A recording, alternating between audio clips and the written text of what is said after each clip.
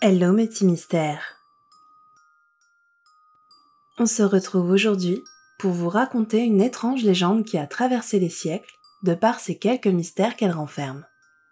Notamment l'hypothèse d'un passage d'un monde inconnu vers le nôtre. Alors, installez-vous bien confortablement, puis tendez l'oreille. C'est parti!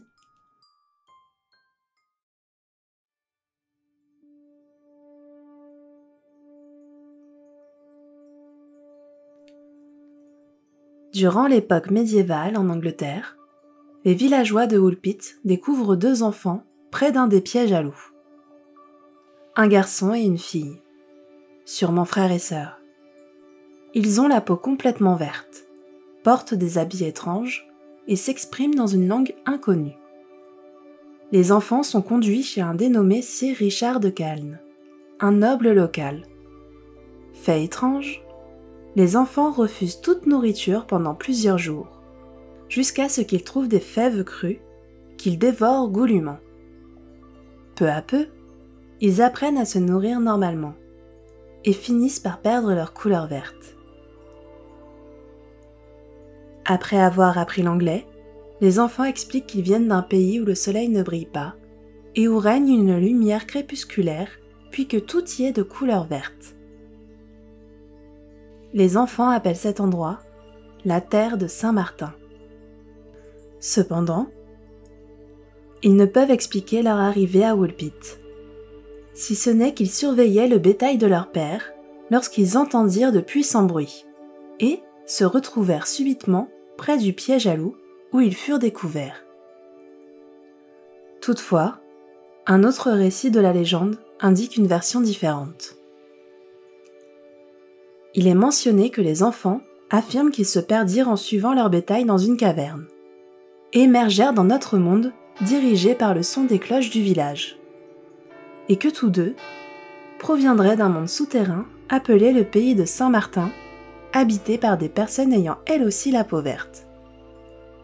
Mais alors, existerait-il un passage vers un autre monde? S'agit-il d'un conte populaire? Ou bien est-ce le récit déformé d'un événement réel? La suite de cette histoire raconte que les enfants ont été baptisés et que le garçon tomba malade et mourut peu après. Plus tard, la fille baptisée Agnès épousa un homme de la comté de Norfolk, situé à une 60aine de kilomètres de Woolpit. C'est sur ces derniers détails que s'achève l'étonnante histoire.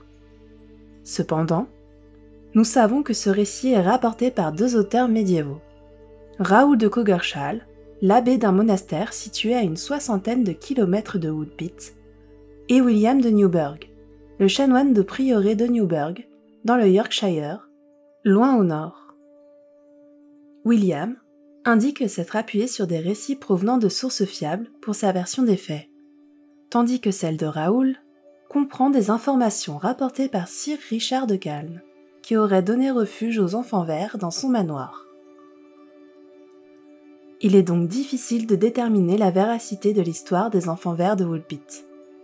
Depuis, de nombreuses hypothèses et explications circulent concernant le mystère, notamment sur le fait que les enfants seraient des habitants d'un monde souterrain, ou bien qu'il y aurait un lien avec la mythologie celtique, étant donné que la couleur verte est souvent associée à de nombreuses traditions et folklores, ce qui sous-entendrait que les enfants verts seraient associés au peuple des fées et banshees, qui vivent dans des royaumes souterrains bâtis sous les tertres.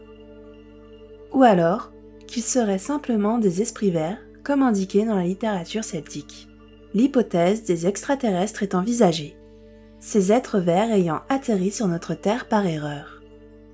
Bien sûr, d'autres explications plus terre à terre sont données, comme par exemple que les enfants seraient en réalité des immigrants ayant fui leur pays d'origine probablement après un massacre, ce qui expliquerait leur langue inconnue. Que la fameuse terre de Saint-Martin serait considérée comme la référence à la fête de Saint-Martin, ce qui peut laisser penser que cette histoire peut être perçue comme une preuve que cette fête trouve ses origines dans un passé aborigène anglais. L'historien, Derek Brewer, propose une explication encore plus prosaïque. Selon lui, Le fond de l'histoire des enfants verts de Woolpit est probablement le suivant. Ces deux jeunes enfants, qui surveillaient ou suivaient un troupeau, s'éloignèrent trop de leur village dans les bois, parlaient peu et ne connaissaient pas l'adresse de leurs parents. Ils souffraient peut-être de chlorose, une maladie liée à des carences alimentaires qui donne à la peau un teint verdâtre, d'où son nom de maladie verte. Une meilleure alimentation permet de la faire disparaître. Ce qui mène à dire que cette affaire constitue peut-être un compte-rendu confus d'un événement ayant réellement eu lieu, mais qu'il est également possible qu'il ne s'agisse que d'une légende populaire décrivant une rencontre des êtres venus d'ailleurs. Quoi qu'il en soit, cette affaire reste mystérieuse à l'heure actuelle. Alors mes petits mystères, mythe ou réalité selon vous? À bientôt sur Mysterium Paranormal. Peut-être que la prochaine histoire sera la vôtre?